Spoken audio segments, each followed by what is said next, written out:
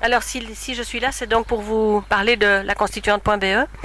Qu'est-ce que c'est constituante.be? Ben, c'est simplement un rassemblement de personnes, de citoyens qui sont issus des 4 régions du pays.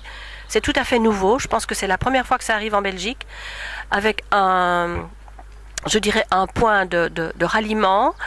L'idée de faire passer l'information sur les traités qui nous tombent dessus, les uns après les autres, et d'exiger de nos gouvernants une consultation populaire. Il faut absolument que le peuple reprenne son destin en main, et pour y arriver, il doit pouvoir posséder l'information. Donc, constituante.be, c'est manifestement est né le 25 mars 2012. Et donc nous avons voulu ce jour-là faire intervenir des personnes qui étaient pour les traités et des personnes qui étaient contre les traités. Donc on a ratissé large pour essayer de trouver ces gens-là, on en a trouvé.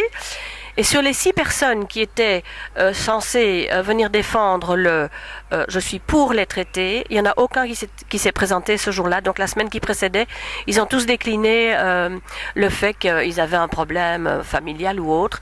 Et donc on a quand même essayé d'expliquer les choses d'une manière plutôt objective, puisque on ne peut pas obliger les gens à dire non, je ne veux pas se traiter. S'ils ont envie de vivre ça, qu'ils le vivent. Mais donc l'originalité de cette journée-là, justement, c'était d'expliquer ce qui se passait à l'intérieur des traités, ce qui se passait par rapport au niveau de la dette, et comment on pouvait effectivement reprendre notre destin en main. Pour ça, on a fait venir des invités, dont Étienne Chouard, qui explique effectivement que la cause des causes, c'est probablement la Constitution, nos constitutions. Donc les constitutions sont en principe écrites pour protéger le peuple et pour être respectées par les gens qui font de la politique au jour le jour. Le problème, c'est qu'aujourd'hui, nos constitutions sont écrites par les gens qui font de la politique au jour le jour, et qui forcément, c'est un peu, je dirais, comme dans le problème de la vaccination, il y a des intérêts anormaux.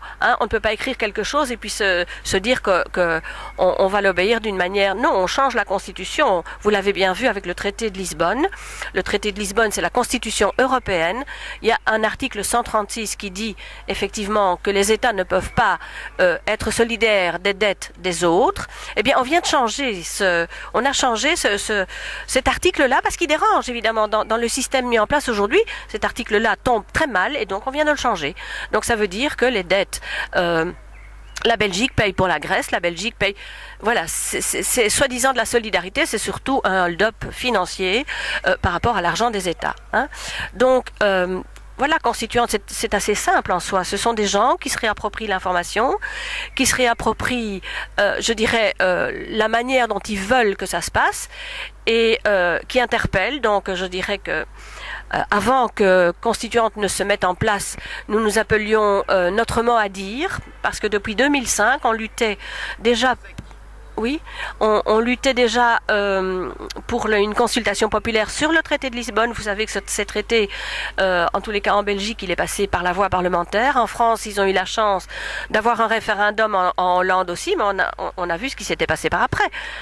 Les présidents et autres premiers ministres ont saboté l'affaire en les faisant voter au niveau parlementaire. Donc, ça prouve bien que le citoyen doit absolument se réapproprier les textes, il doit les comprendre, il doit poser des questions. Et donc, nous sommes allés 2 fois à la Cour constitutionnelle pour justement pouvoir, je dirais, manifester d'une manière légale et reprendre notre pouvoir d'une manière légale. Malheureusement, on a été déboutés. Ça ne nous a pas refroidi parce que maintenant, on sait que l'article 195, c'est un peu technique, mais c'est comme ça.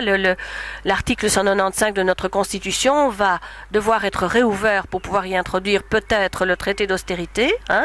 Ça veut dire qu'on constitutionnalise l'austérité. Vous vous rendez compte de ce que ça veut dire? On constitutionnalise. Mais c'est un texte de la Constitution qu'on ne chipote pas souvent. Pour la réouvrir, il y a tout un tralala. Normalement, il faut dissoudre les chambres et il faut refaire un gouvernement. Eh bien, ici, ils viennent déjà de changer la Constitution parce qu'ils n'ont pas dissous le gouvernement et il n'y aura pas un gouvernement nouveau demain, mais ils veulent quand même changer l'article 195. Donc, tout se fait d'une manière qui n'est plus du tout démocratique. Et donc, je pense qu'il faut que les gens sachent. Il faut absolument que les gens sachent. Donc voilà. Alors, constituante.be, c'est aussi l'idée de mettre dans la tête des gens l'idée d'une constitution nouvelle, d'une constitution qui serait écrite par les citoyens qui écriront la Constitution ne seront pas les mêmes citoyens qui pourront la faire fonctionner. Donc je pense qu'il faut mettre des balises partout et se dire on est nombreux, donc on est tous avec des intelligences, on sait tous ce qui ne doit pas y avoir dans une Constitution et ce qui doit y avoir dans une Constitution. Et donc je pense que in fine, moi je pense que si vraiment on n'arrive pas à arrêter la machine infernale qui est mise en route par l'Europe pour le moment avec la complicité de nos élus, eh bien il faudra bien qu'on pense à réécrire une constitution nous-mêmes. Les Islandais l'ont fait. Ils ont eu un rien plus facile que nous parce qu'ils ne font pas partie de l'Europe, que leur gouvernement a quand même aidé un tout petit peu. Leurs banquiers sont en prison. La plupart des banquiers ils sont en prison et des députés aussi. Hein. Donc ça veut dire que quand le peuple veut, le peuple sait. Donc moi je pense qu'on n'est pas plus bête que les autres. Je pense qu'il faut s'approprier l'information. Il faut comprendre les choses. Il faut poser les bonnes questions. Essayer de rester dans la légalité. Moi je ne suis pas pour une révolution violente, mais je crois qu'il faut une révolution intelligente et je dirais il faut qu'on soit nombreux à la mettre en place et à la mener jusqu'au bout. Donc voilà, je ne sais pas si vous avez... Oui, justement, j'ai une question à te poser parce que j'ai reçu cette carte et je vois que ici, sur cette carte, c'est une possibilité de voter pour ou contre. Oui. Alors je peux l'expliquer. De quoi il s'agit? Alors, oui. Merci. Donc l'idée c'est de convaincre pas mal de monde et on a pensé comme support cette carte postale qui explique effectivement que l'Europe, les traités d'austérité, sommes-nous pour ou sommes-nous contre? Et donc on veut une consultation populaire et le 23 juin, il y aura une deuxième assemblée constituante citoyenne. Mais ici, c'est vrai que pas mal de monde nous disent, oui, mais est-ce que vous êtes pour ou contre les traités? Est-ce que c'est pour ça qu'il faut voter? Qu'est-ce qui se passe? Parce qu'à l'arrière, il y a une phrase qui dit, nous voulons une consultation populaire sur ce traité d'austérité, votez avec cette carte postale, pour ou contre. Donc c'est bien l'arrière qu'il faut lire pour pouvoir répondre. L'avant, c'était, je dirais, une accroche pour que les gens puissent comprendre effectivement que consultation populaire, ça vise les traités d'austérité, ça vise l'Europe, mais derrière, la question fondamentale, c'est êtes-vous pour ou contre l'idée d'une consultation populaire? Donc, celui qui reçoit cette carte ou qui la distribue et qui a envie de la remplir, il doit la franchir, hein, parce que ça c'est pas un timbre, c'est simplement une fioriture qui est toute belle, mais c'est pas un timbre. Et donc et nous la renvoyer. Je pense qu'elle rentre quand même d'une manière importante. Donc on a envie de montrer que les gens comprennent les choses, sont allés sur notre site et répondent. Donc voilà. Justement, je vois donc l'adresse constituante.be. Donc je vois donc ici une adresse constituante.be. Est-ce qu'il y a possibilité de voter par l'intermédiaire du site pour les personnes qui ne reçoivent pas cette carte ou qui ne peuvent pas se dépasser ce jour-là? Oui, tout à fait. Hein. Sur le site, je pense qu'il y a encore le vote par procuration.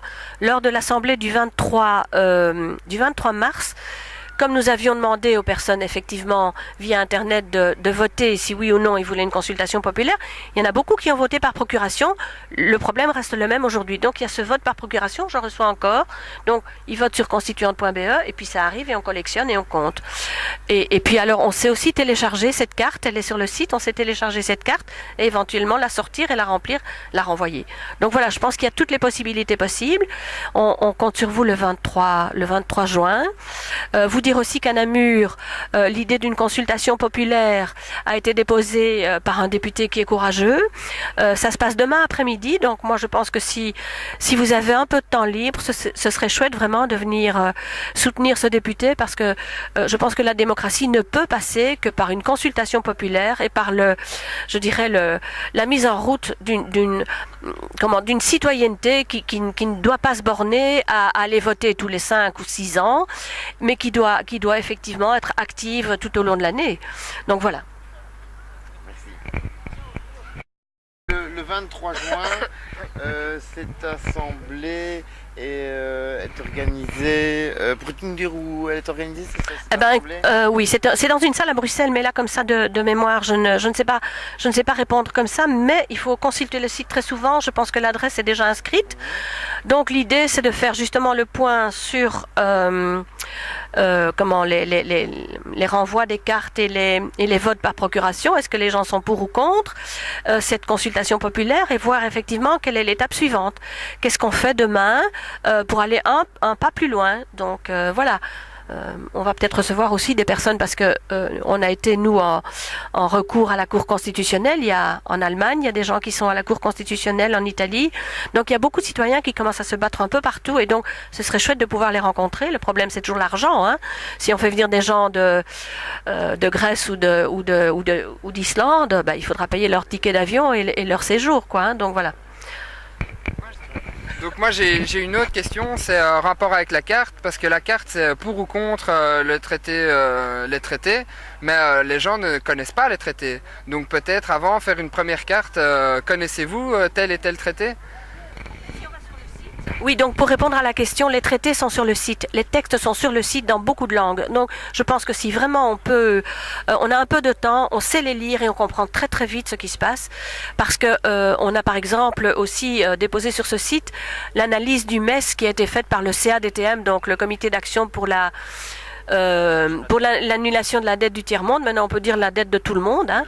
Et donc je pense que c'est tout à fait explicite, et celui qui ne comprend pas ça, c'est parce qu'il ne l'a pas lu, hein, mais c'est clairement expliqué. Oui, oui, tout à fait. Oui, oui. Maintenant, c'est vrai que le site, moi, je ne le gère pas, je suis tout à fait nulle en la matière, mais je pense qu'il est bien fait. Pour ceux qui vont sur ce site, je pense qu'il est bien fait, mais au-delà de ça, je ne sais pas rester non plus des heures là-dessus, parce que je fais des tas de choses. Donc voilà, merci pour la question.